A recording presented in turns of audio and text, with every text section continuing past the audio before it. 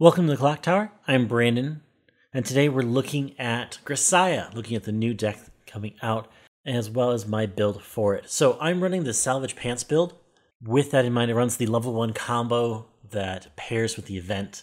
So the level 1 combo itself being on climax placement, you can either search or salvage the event being a on-play cigarettes, being able to salvage a character from waiting room based off level of the 2 cards revealed. So the kind of idea behind this combo between the 2 cards is playing the level 1 combo, getting the event.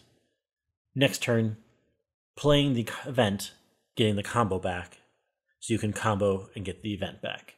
And kind of going back and forth in that way. Technically, you can use that to get other pieces as well, if your combo is able to live cross-turn. That's kind of the idea behind it, to be able to essentially kind of keep doing that over and over again until we get to the end game and then closing out the game. Notably, the event is a 1-0, so it's a free event, so you could potentially just kind of go back and forth with those cards, and then everything else you're just trying to fix in the right way to get the right pieces, parts you need for the end game. The end game itself being a stock healer, as well as on attack, pay 1 to either stock swap or burn 1. So stock healer being effectively only 4 stock if we're dishing a card from hand each time, and then the combo being an additional +1. So you only really need 5 stock to make this combo go off, to try field this combo. So you can use your stock for other things in the mid game as well. Worth noting, we have some leeway with stock going into this. Kind of breaking this deck down by level, starting at level 0. First up, we have this coin flip. So we have on attack, choose your trigger. So look at the top 2, choose 1 to put on top of deck and the other into waiting room. And then at the beginning of your opponent's draw phase, you can reveal the top card of your deck, and if that's a level 1 or higher card, you may bounce this back to hand. We do run 18 zeros plus 8 climaxes, so it has a pretty high whiff chance. However, being able to potentially bounce back to hand is pretty nice, and also potentially be able to spawn this out again if we need to. The big card we run for this level 0 lineup is this Kazuki. On reverse, pay 1, send to memory.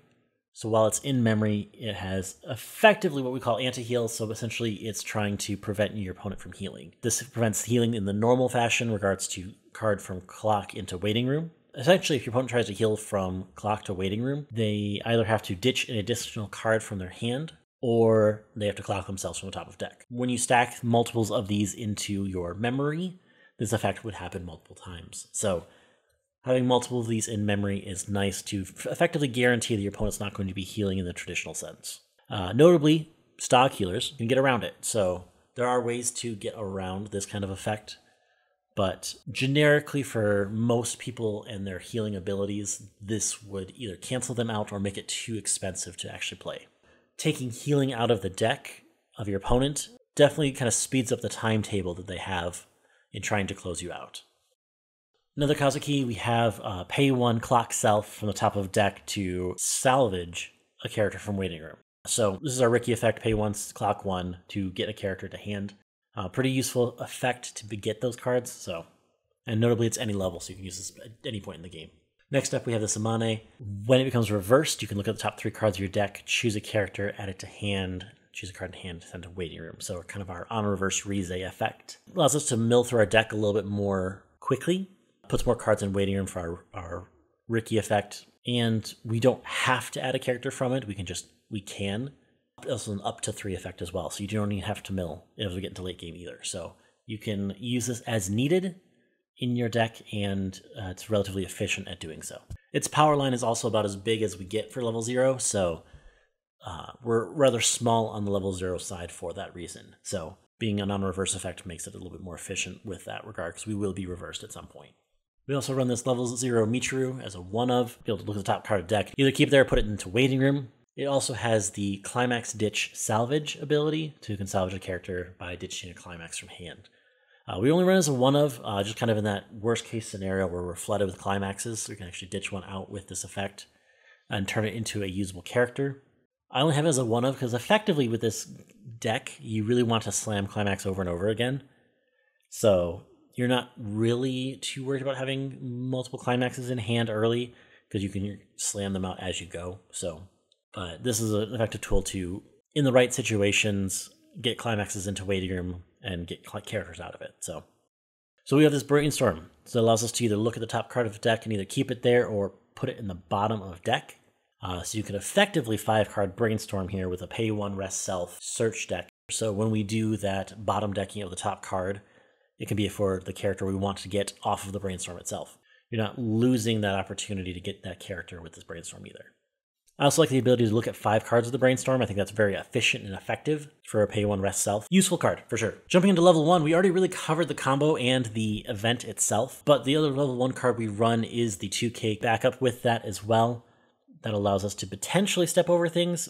Our power threshold at 1 with our combo is 6K with a full field, so a 2K counter can pump that up to 8K, which could get over quite a few things. Not Alice, but it can get over a couple of different things. We run that as kind of like a potential plus. It's also decent to have that 2K counter even for later as well. I think effectively, if you can't win at 1, that this card is pretty well not as important for you in this deck. Having access to this card if needed is important. Jumping into level 2, we have this Mitru is a assist level 3s and a pay 2 rest self bounce one of your opponent's characters.